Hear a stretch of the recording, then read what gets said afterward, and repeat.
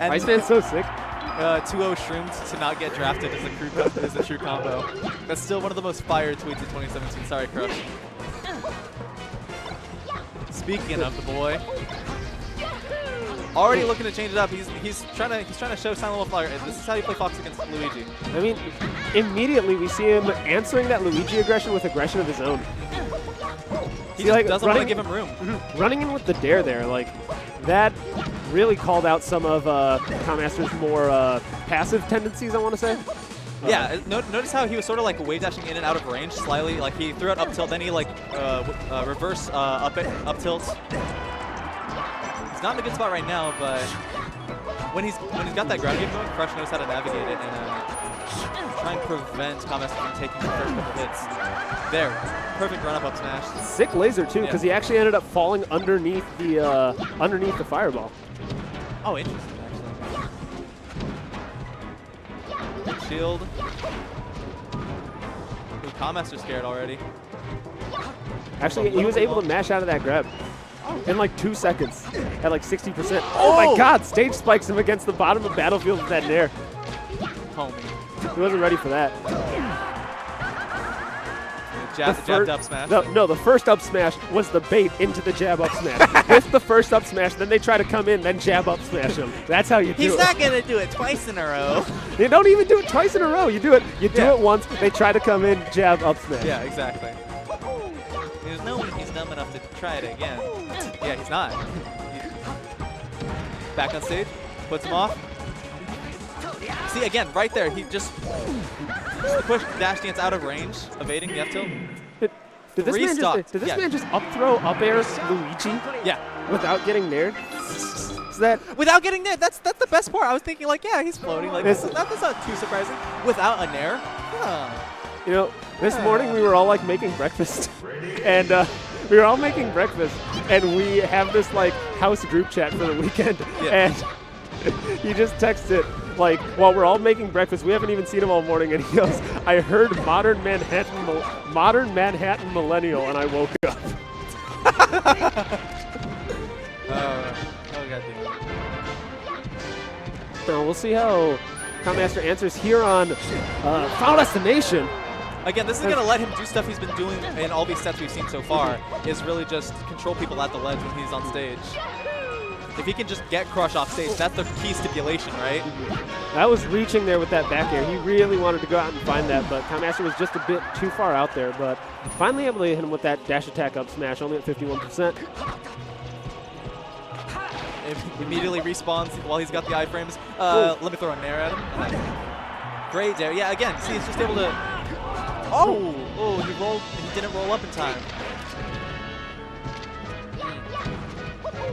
Takes him there. Now, one of the things that I love about Commaster, but I'm not smart enough to analyze, is the way that he uses his moves to occupy space.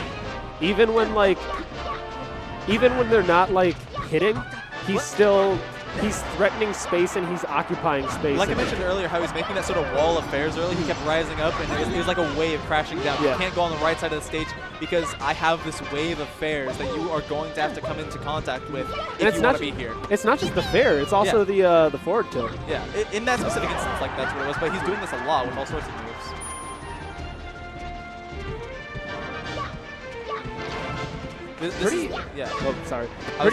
Pretty even game though. At this point, this is like the nervous opportunity for the both of them, where they're both just sort of like feeling out each other's range. Right there, takes the hit, but he gets the grab. Isn't quite able to capitalize off it though. And that's the point, right? Like about like 50% apiece at 2 stocks apiece, where you both know that a big game-changing play can happen. But Commaster's still at 87%. If Crush can find this kill, the game's still there. Oh yeah. He can miss a ledge dash and probably still get the W if he plays his cards right. Right here, is able to evade the dash attack. But Commaster puts on 47. He puts on 54, right? He's got 2 stocks left. Puts on another 54 next stock. Yeah, you're gonna have a hard time just shine spiking Luigi like that. Sure, he's able to still get the edge guard, but he'll keep going. He's resilient. Hits the back airs, again creating sort of a wall there. He's got the nairs. And I don't know. Oh, see, that's when Crush went for that up throw up air, found him, but that time got nared out. And those are the same edge guards we were seeing working against Silent Wolf, now working against Crush. Looking like a much more even matchup right now than it was looking that first game. Now Pokemon here, like self-explanatory pick, but that's gonna create, I feel like, more complicated scenarios for Comaster to be able to sort of like manipulate people when they're off stage. Because depending on the transformation, just certain options aren't available. Like Rock, you're not going to have them off stage left side, and if so, you're not going to want to be edge guarding over there. You're not going to be able to throw out those F tilts like he's been trying again and again, like he did against Silent Wolf, like he did against Crush. Yeah, he went for it again. Comaster was able to double jump though and just drop down in there. I'm loving these run-up-ups. It's like the third one he's killed him with. It's like the most high testosterone way of killing people. Oh. Honestly, like actually like pull that off like a follow-up off of dash attack. It's can he do that? I don't. Like, it wouldn't surprise me, right? I was always under the assumption that the move was like doggy do, you know, like you shouldn't touch it. But I swear he's not flubbing and he's actually just throwing it out on purpose. Yeah, no, like he's got to have something. He has some intention for it. I haven't seen what his intention is. Yeah. Drop back for some lasers, got Comaster to come off the ledge. Once he was there in the center of the stage, which Crush had control of, boom, right off the top. Yeah. Definitely the option for him here. Ooh, some big aggression at the ledge. Comaster almost managed to get like a jank dunk there. He's too low percent for it to be a kill, but it would have surprised Crush enough to force him into like having to recover back on stage and reacting to it. Up throw, back throw. Ooh, laser, but the platform on Pokemon Rising stopped him from continuing the walk forward to F tilt. Notice he wasn't dashing because he wanted to like keep that little tilt option available. Now, I like how he actually, on that stock, the way he took it, he actually missed the down air. But then when Crush jumped again to try to find his own follow-up, Comaster just kind of ever so slightly floated out of the way and was able to find the back air to kill. Crush feeling him out once again. Ooh, down tilt's not going to kill. Yeah, he was trying for that a couple times. I think he was hoping it would, but... You see, Crush was not aggressive on that platform at all. Like, he knew he had a tech chase kind of situation there, but didn't go for anything. He's using the platforms right now kind of like a pillar in between himself and the enemy. Just, like, keep some space in between them and dance around it rather than actually, like, utilizing it for his own means. Ooh. Yeah, that's a Comaster edge guard. Last stock, game 3. Ooh, yeah, he tried for it again, wasn't able to work. I don't think there's no argument here for the Pacific Northwest. They're definitely here for Comaster. They gotta cheer for the boy. Oh, very nervous opportunity here. Huge neutral. Huge neutral. I think there was like 3 different, like F tilts and back airs like facing each other with mere inches in between them. Good nair. Oh! Oh, rock formation. That rock's so good for Crush right now. He needs it. Don't go. Oh yeah, don't go. don't go. That's Luigi. You get nared when you go there. Oh, reaches out, finds the forward tilt. Comaster goes up a game. Bang bang. 2-1. Comaster's so sick. Look at him smiling too. He's just like, hey, wow, I'm doing pretty good. He's honestly like the nicest person I've ever met in my life. Like, he's so nice. Actually, no, this is a great dynamic because Comaster is like the nicest person in the Smash community versus the absolute meanest person in the Smash community. I just realized how perfect that is. Like wholesome AF versus I'm not even sure how to like what the like degenerate's not the right word. Yeah, it's not degenerate. Modern Manhattan millennial.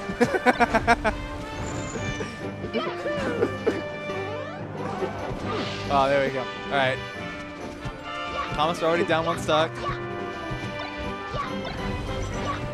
Crush looking to change the momentum here.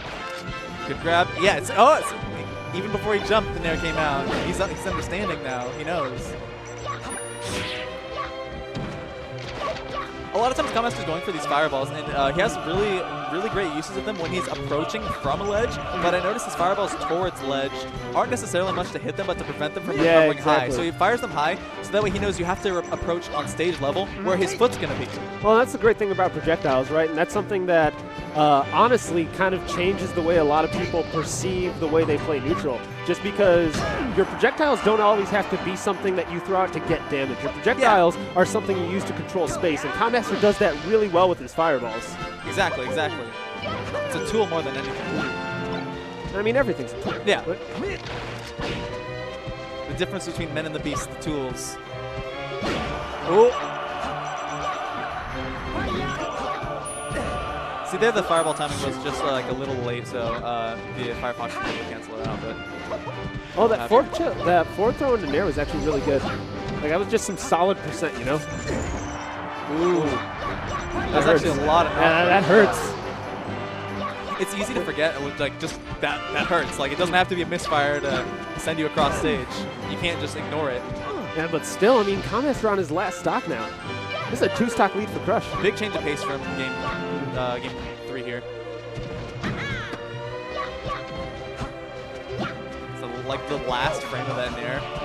Ooh. But Crush was having some issues getting out of that corner. Kamaster's not quite dancing around him the same way as he was earlier. Honestly, though, at this point, like, trade. Do it. You're up 2 stocks. Like, these back air trades, like, do it. Where's the run-up smash now? It's coming. It's coming. Hey. It's coming. Ooh. Oh. Another game 5. I like game 5s, dude. Yeah, no. Well, and then we got Jawanga versus Fat Goku happening on the other stream. Ooh, yeah, get that multi-twitch going if you want to see where the boy Jawanga and Stephen Callipy have gone since their set earlier. But here we got game 5 versus EGtv.'s Crush and Entropy's Kamaster. On FOD. We haven't seen FOD yet so far this set. Or actually the past few, actually. So. Good. Yeah. I'm definitely trying to think. Ooh. Great grab. I really do like how he's able to get that consistent damage off the forward throw follows. Forward throw nair, forward throw shine. Yeah. It's damage. He has ways of building up the damage, but it seems like when it gets to that high percent, every hit, like, it's impossible to chain them at that point because Kamaster is able to just rip so far. You need those raw kill moves. And at the same time, while that's happening, Kamaster's not disadvantaged, you know? You need the raw kill moves, and he can just keep flying around and throwing out nairs. Like, you're going to be chasing him in the air, and he's going to have chops waiting for you. Oh, big that combo. Is actually a lot of percent. He's monster combo. He chained them for about as long as you possibly can, and then tried to go for the finish. That's all he needs right now. Run up smash. All right. Great stock from Crush. Puts him at a pretty solid advantage compared to some of the advantages he's had in the games that he's lost. Yeah.